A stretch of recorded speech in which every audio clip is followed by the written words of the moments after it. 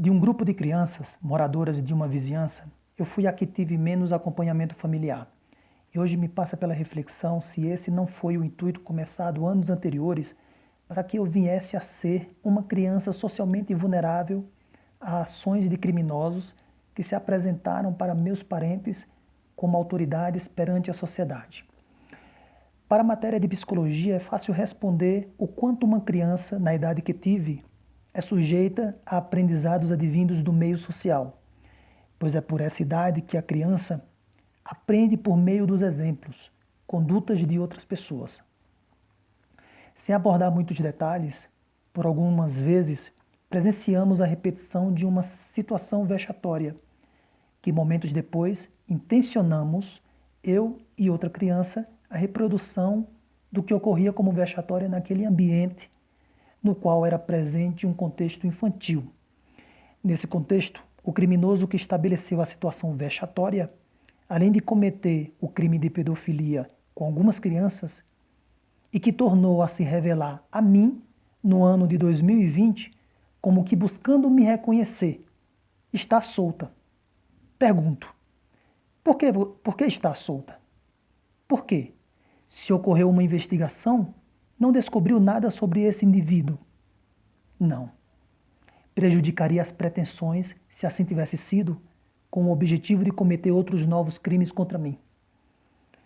Então, a falta de compreensão sobre o que esteve prestes a acontecer com a minha presença e a da outra criança foi conteúdo suficiente para deflagrar uma ação que entendo como sequestro por parte do Estado, de suas instituições e de seus agentes. Deflagrar, contudo, uma conduta subliminar de delinquência que alguns juristas denominaram como sendo condutas de infanticídio social por parte do Estado. Subliminar porque sempre foi assunto velado. E como ocorreu? Com base no que vieram propondo a ser compreendido, apresento alguns pontos. 1. Impuseram-me virtualidade de um criminoso que havia cometido um delito considerado banal para as pessoas daquela cidade. 2. Na tal virtualidade acrescentaram a ideia de um pecado cometido contra um dos 10 mandamentos da igreja e me expuseram ao processo de excomunhão, como uma maneira prática de convencer e induzir a população para que me vigiasse e punisse. 3. Fui induzido a ter relações sexuais precocemente para provar que eu não cometia um dos tantos crimes apontados por uma cultura fascista, a dizer, o crime de ser homossexual, que não sou. E a conduta de me fazerem provar minha identidade de gênero parece-me por demais conduta além de imbecil, sobretudo criminosa. 4. Fui envolvido em diversas situações pelas quais fui reexaminado periodicamente, inclusive envolvendo crianças da minha própria família. 5. Passei a ser agredido nas escolas em que frequentei tanto por grupos de alunos como pelo corpo gestor e docente, o que resultou sem efeito nas minhas idas à Secretaria Estadual de Educação, quando acreditava que sozinho, em minha infância, seria capaz de obter ajuda. A repetição da conduta de perseguição por grupos, da imposição de um não pertencimento aos lugares que frequentei, tem sido mantido até a atualidade. 6.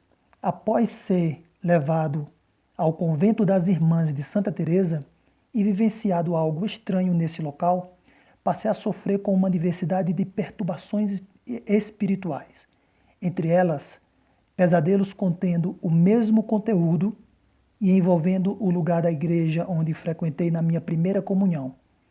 7. Com o passar do tempo, quando tive que frequentar sozinho as missas, passei a me sentir expulso do momento do culto e do ambiente posterior, o da praça, onde todos se reuniam após o ato religioso. 8. Fato curioso, mas que apenas obteve significado em tempos atuais. Quando me submeti sozinho na adolescência, a uma cirurgia no pênis e o médico relatou, com termos próximos, que o correto era operar a circuncisão, enquanto no mesmo período minha mãe comentava com as pessoas ingenuamente que eu era o primogênito dela. Essa operação é realizada geralmente pelo pai no filho da cultura judaica, até o ponto que eu compreendo, idade em que me encontrei na ocasião da cirurgia. Todavia, o curioso é que parece que desde esse ocorrido estiveram criando sobre mim, pejorativamente, uma imagem de judeu. O que é fatalmente absurdo está hoje na imposição que eu devo ser o herdeiro de minha mãe, até mesmo das doenças que tem sido forçado a ela apresentar, como diversas vezes buscaram justificar quando fui alvo de algumas das contaminações do meu corpo. Contudo, com essas imposições me retiraram um dos grandes bens que um ser humano pode ter, a família. E isso identifico quando paro e analiso a falta de respeito, de consideração, de proteção, de acolhimento, dentre outras formas de agir que tiveram meus parentes, somente depois do ocorrido da minha infância. E é bem isso que quero dizer sobre parentes, que se difere, de certo modo, de membros da família. Sem embargo, retiraram-me outro grande bem, sem o qual a vida se torna um martírio, que é a honra. Ou seja, fizeram-me de um desonrado desde criança. Não apenas impediram-me de usufruir da honra de pertencer a uma religião que, por ter sido a religião católica, representa até hoje algo muito maior, que é o pertencimento à cultura relativa a um continente. Isto é, desonrado, até hoje tenho sido alvo de deportações para terras menos ou não cristãs. Eu percebia as anormalidades nas situações, mas não sabia dar uma resposta para o fato de que tudo estava sendo dificultado para mim. E mais recente, passei a ser atravessado com a ideia de que, para um ganhar, o outro deve perder. Assim, ao ler a obra de Cesare Beccaria, que citei em vídeo anterior, passei a me dar conta que estou sendo envolvido numa trama onde tenho que ser vigiado, punido e prejudicado em troca de benefícios que Beccaria nomeou essa conduta como sendo da cabeça a prêmio. Ou seja, o Estado e as suas instituições colocaram minha cabeça a prêmio desde quando fui criança. Mas também o autor identificou que o Estado, que se comporta induzindo as pessoas a condenar outra como criminosa, por lei, está induzindo para que todos cometam crimes contra um indivíduo. Está, portanto, fazendo com que o povo seja criminoso. Está fazendo com que o povo seja covarde, assim como apresenta o autor em questão.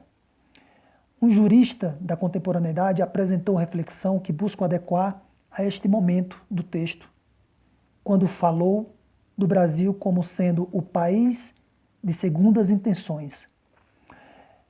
É de significativa importância compreender que a mesma sociedade que permite que um indivíduo tenha progressos, em que âmbito seja de sua vida, é a mesma sociedade que leva um indivíduo ao fracasso.